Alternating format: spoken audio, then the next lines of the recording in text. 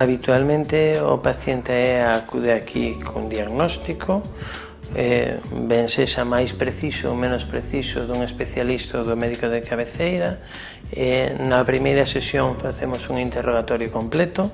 para saber cales son os antecedentes, para saber cal é o tipo de dolor e saber tamén coñecer os hábitos de vida que leva, se son máis ou menos saludables e se teñen algunha relación coa patoloxía ou coa queixa que o paciente trae. Coas nosas probas e valoración funcional sabemos cal é a doenza, cal é o problema e unha vez que temos casada a exploración co interrogatorio é cando decidimos o tratamento. Aquí o tratamento é completamente manual e si que na fisioterapia máis convencional se apoia con electroterapia, con ultrasonidos, con termoterapia, con distintas técnicas.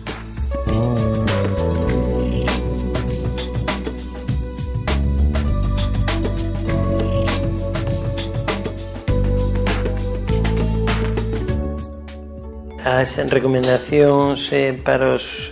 pacientes para que non cheguen a ter un cadro agudo de dor, para que non cheguen a ter dificultades na súa vida diaria, serían